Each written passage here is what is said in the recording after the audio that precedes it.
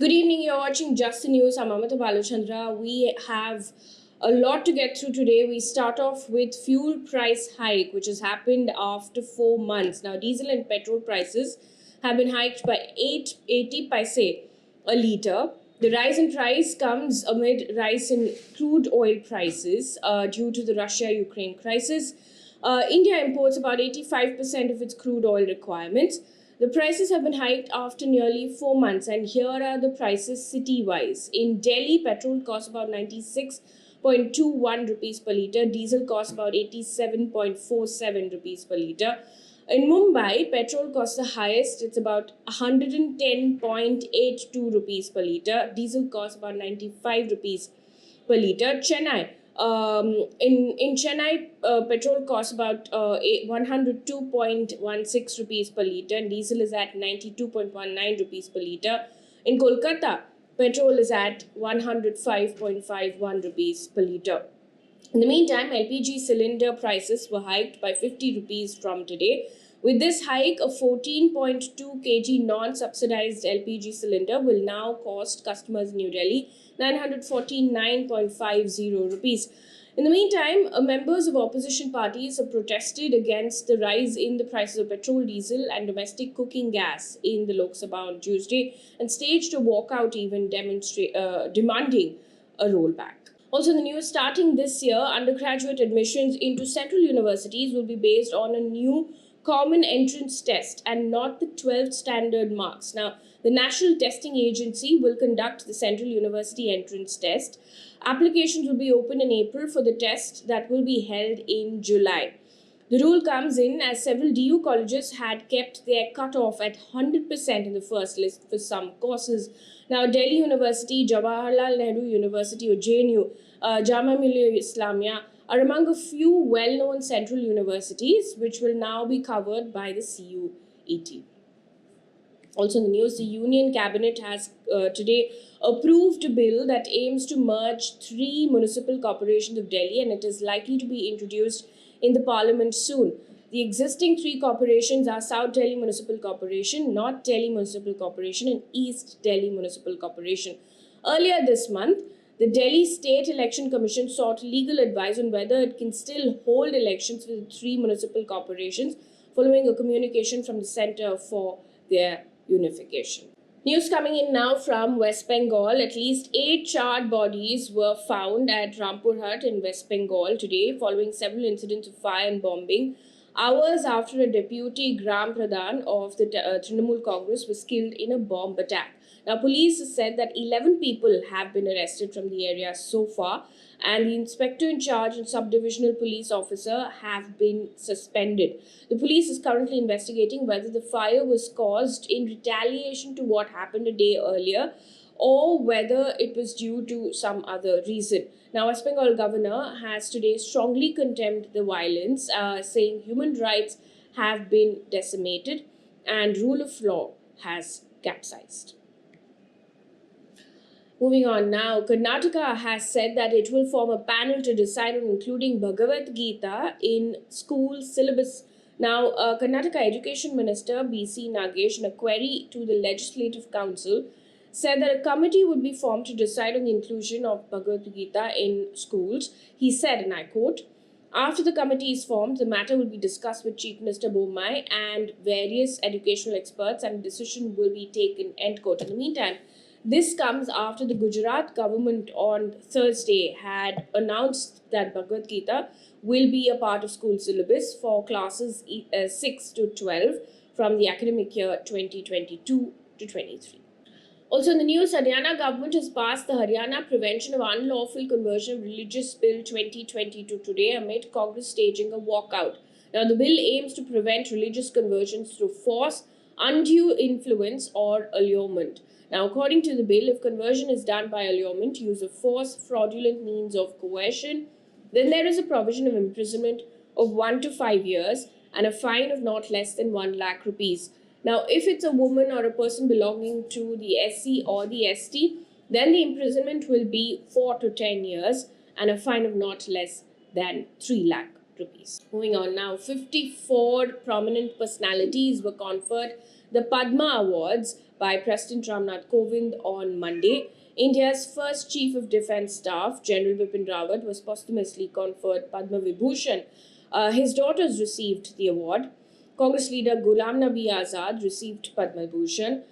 Indian Paralympic javelin thrower Devendra Jajaria also received Padma Bhushan. 125-year-old yoga practitioner Swami Shivananda also became the oldest man ever to receive a Padma Shri. And these were a few people among other awardees who included Tata Sons chairman N. Chandrasekhan and founder of Serum Institute of India, Cyrus Poonawalla, among others. On to politics right now. We start off with what's happening in Goa. Pramod Sawant is set to become the Chief Minister of Goa for a second term. Now, the swearing-in ceremony is going to take place on the 28th of March.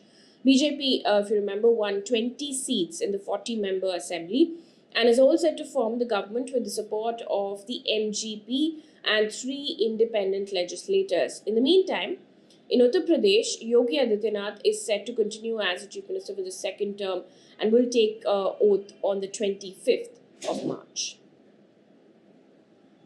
Also in the news, SP leader Akhilesh Yadav has quit as an MP after being elected MLA in the recent Uttar Pradesh election.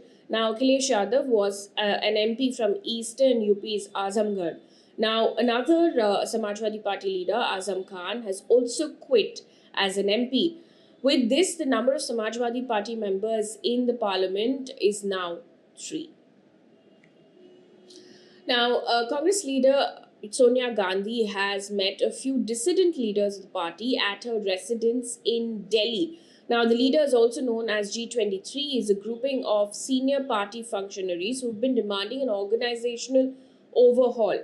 Now, they held at least 2 separate meetings earlier in the last 1 week.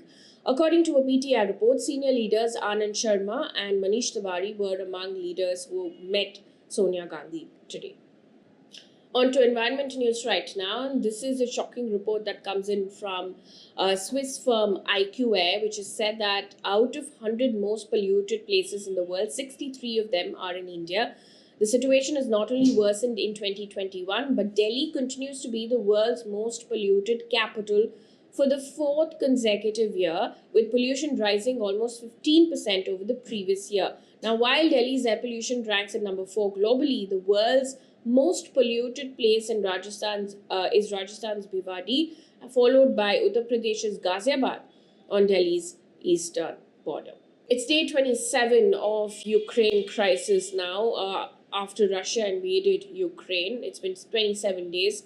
According to Reuters, this is the latest update. Ukraine has made a new appeal to Russia today to allow humanitarian supplies into the besieged southern city of Mariupol and to let civilians leave. Remember, Mariupol is one of the worst affected cities in Ukraine. Ukraine Deputy Prime Minister has said, and I quote, "We demand the opening of a humanitarian corridor for civilians," end quote. In the meantime, the BBC has reported that at least 10 hospitals have been completely destroyed and fierce fighting is continuing around Mariupol and Kharkiv as well. Ukraine's defense ministry has said that its forces have retaken control of Makariv, a strategically important suburb west of Kyiv, after a fierce battle with Russian troops. Now, the ministry has said that Russian forces battling towards Kyiv had taken partial control of other northwestern suburbs. According to the Associated Press, the UN Refugee Agency has said that more than 3.5 million refugees have now fled Ukraine amid this invasion, which is why the WHO has said that about 500,000 refugees from Ukraine who fled to Poland need support for mental health disorders, and 30,000 of them have severe mental health problems. Now, those arriving in Poland are suffering from a range of health problems, including diarrhea and dehydration, but the main need among those who have fled Ukraine is for support due to trauma. Meanwhile, the mayor of the Ukrainian city of Boryspil, which is close to the international airport, advised civilians today to leave the city if they can because of fighting nearby. Now, mayor of that city has said in a video address that there was fighting in the Kyiv region where Borispil is located. In the meantime, according to Ukraine's Prosecutor General's office, at least 117 children have been killed and more than 155 others injured in the country since the invasion began. Now, Ukrainian President Zelenskyy has again called for direct talks with his Russian counterpart Putin, saying that he's ready for a compromise to end the nearly 1 month war that has triggered an unprecedented refugee crisis and left major Ukrainian cities devastated. Now, he told local media that he was ready to meet Putin in any format to discuss ending the war, but added that any deal would have to go through a referendum. In the meantime, while speaking to Italian MPs, Ukraine president said that Ukraine is on the brink of surviving the war with Russia, and in a video address, he warned that Russian forces wanted to break into Europe and called again for more sanctions from Western countries. Also, US President Joe Biden said that India's response to Ukraine war is somewhat shaky. US President Joe Biden said, and I quote, "The Quad is, with the possible exception of India, being somewhat shaky on some of this, but Japan has been extremely strong, so has Australia, in terms of dealing with Putin's aggression," end quote. Now, Quad is a four-nation alliance of India, Japan, US, and Australia. On to sports news now, which is also our good news for the day. India beat Bangladesh by 110 runs to keep their semi-final hopes alive in the ongoing ICC Women's World Cup match in Hamilton. Now, Yastika Bhatia emerged as the leading run scorer. India have so far won 3 matches and lost 3. That brings us to the end of this bulletin. Thank you so much for watching. For viewers who haven't watched our latest story still on the hijab ban, it's up on our YouTube channel. Watch it, like it, tell us what are the stories you'd like us for us to work on. Thank you so much for watching. Good night.